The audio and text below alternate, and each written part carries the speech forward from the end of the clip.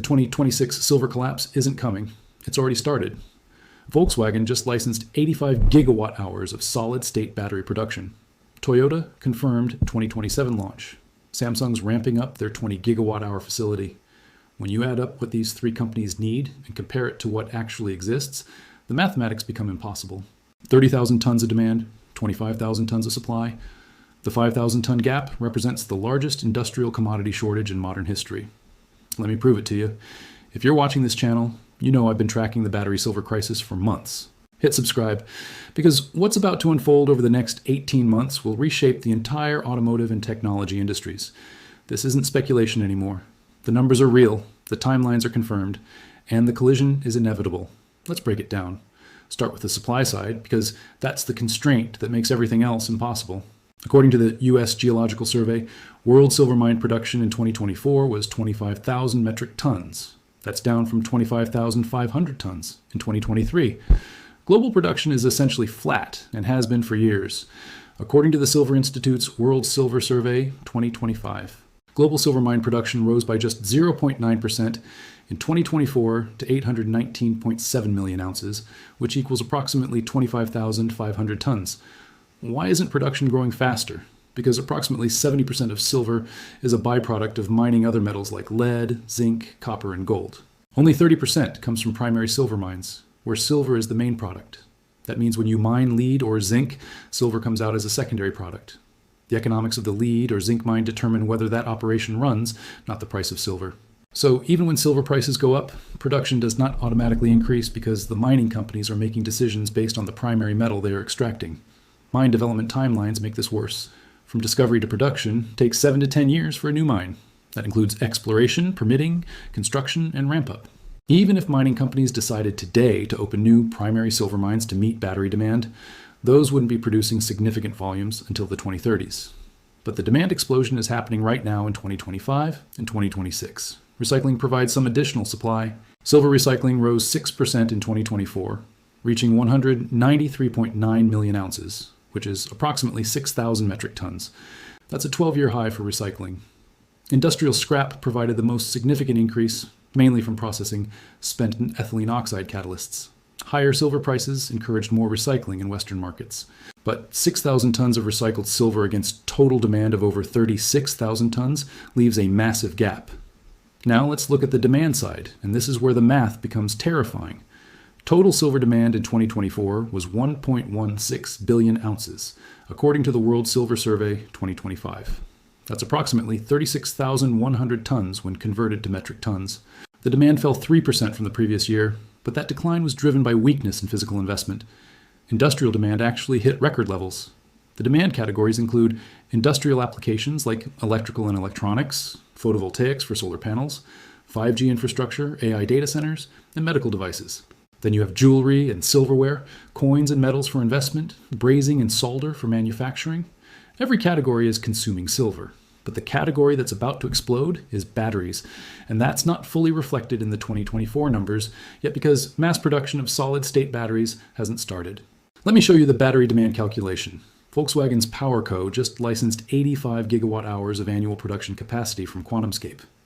If we conservatively estimate 100 grams of silver per kilowatt hour for solid-state batteries, that's 8,500 kilograms, or 8.5 metric tons of silver needed annually. Now, different battery chemistries and designs might use more or less, but let's use that conservative estimate. Toyota is targeting solid-state battery production for launch in 2027 to 2028 in Lexus vehicles first, then expanding across their lineup. If Toyota reaches even 20% electrification of their roughly 10 million annual vehicle production, that's 2 million EVs. At approximately 1 kilogram of silver per vehicle battery pack, that's 2 million kilograms, or 2,000 metric tons of silver annually. Some estimates suggest Toyota could need as much as 6,000 tons at full production scale.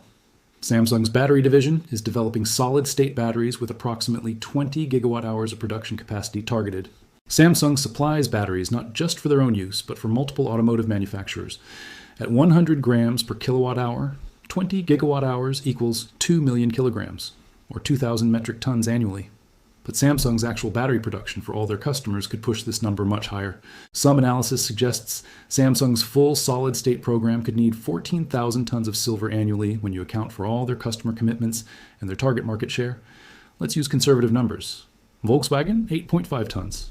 Toyota, 2,000 tons. Samsung, 2,000 tons. That's 4,808.5 tons from just these three companies. But those are extremely conservative estimates. If we use the higher end projections that account for full production scale and multiple battery programs, Volkswagen could need closer to 100 tons, Toyota 6,000 tons, and Samsung 14,000 tons. That totals 20,100 tons. But we're not done. Nissan announced they're targeting solid-state battery production by 2028 with their NN20 series. Honda has solid-state programs, and they're collaborating with Nissan on battery development. Hyundai's Dream battery pilot line opens in March 2025, targeting mass production soon after. Mercedes is already testing solid-state batteries from Factorial Energy with 621-mile range. General Motors is working with Solid Power on solid-state technology. Ford has active solid-state research programs. Stellantis signed an agreement with Factorial Energy targeting 2026 production. BMW's Gen 6 battery technology promises 620-mile range. Every major automaker globally is pursuing solid-state batteries. If just 5 more major automakers launch solid-state programs at scale between 2026 and 2028, and each needs even 1,000 tons of silver annually, that's another 5,000 tons.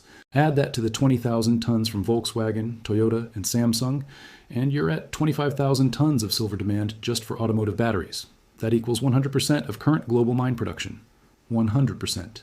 Before counting any other industrial use, before solar panels, before electronics, before medical devices, before coins and jewelry, before anything else. But the reality is even worse because automotive batteries aren't the only growing silver demand. Solar panel production is accelerating globally as countries pursue renewable energy targets. The photovoltaic sector consumed approximately 12% of total silver demand in 2024. That percentage is growing. Electronics manufacturing continues expanding. 5G infrastructure deployment requires massive amounts of silver. Artificial intelligence data centers need silver for server components and thermal management systems. Every new technology seems to require silver because of its unmatched electrical and thermal conductivity. Let me paint the complete picture. Current global supply for mining is approximately 25,000 tons. Add recycling of 6,000 tons. Total available supply is roughly 31,000 tons. Current demand is 36,000 tons. We're already running a 5,000 ton annual deficit. That deficit is being filled by drawing down above ground inventories. But those inventories are finite. According to industry analysts, above ground silver inventories could run out in 12 to 24 months at current consumption rates. Now add the battery demand explosion. If automotive solid-state batteries add even 15,000 tons of new annual demand by 2027, total silver demand jumps to 51,000 tons. Against supply of 31,000 tons, that's a 20,000 ton shortfall. 20,000 tons. There's no way to fill that gap through mining or recycling in that time frame. The math doesn't work. The supply doesn't exist. So what happens? Prices spike. When industrial buyers who absolutely must have silver start competing for limited supplies, prices won't gradually increase. They'll jump dramatically. Silver was trading around $32 per ounce through most of 2024. If demand spikes and supply remains flat, we could see $60, $80, even $100 per ounce. Some analysts privately suggest $150 is possible if we get an actual supply crisis where multiple industries are bidding against each other for available metal. Think about what that price spike means. For automakers building solid-state batteries, if silver triples from $30 to $90 per ounce, that's an extra $60 per ounce. At 1 kilogram per vehicle, that's 32 ounces per battery pack. $60 times 32 equals $1,920 added to the cost of each vehicle just from silver price increases. Multiply that by millions of vehicles, and you're talking about tens of billions in unexpected costs.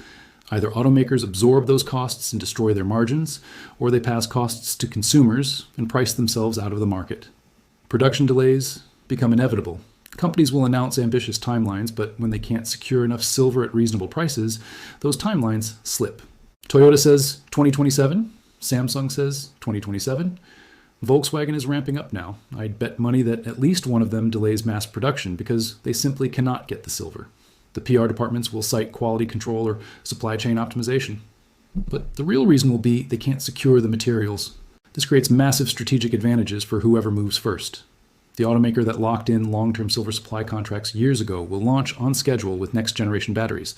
Their competitors will be stuck with inferior technology or massive cost overruns. That competitive gap could determine who dominates the EV market for the next decade. Toyota has supplier relationships. Samsung has vertical integration. Volkswagen has scale and capital. But they're all competing for the same limited resource. And here's the wild card. Governments might intervene. The United States added silver to its critical minerals list. That's not a casual designation. That means the government views silver as strategically important for national security and economic competitiveness.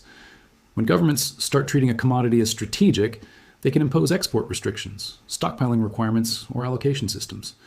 China could restrict silver exports. The US could mandate domestic priority for silver supplies. Trade wars could erupt over silver the same way they have over semiconductors and rare earth elements. Make sure you're subscribed because this story is developing fast.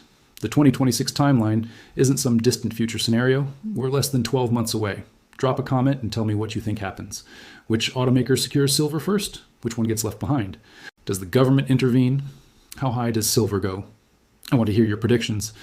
And go watch my videos on Volkswagen's $131 million deal, Toyota's battery plans, and Samsung's technology. You need all the pieces to understand this crisis.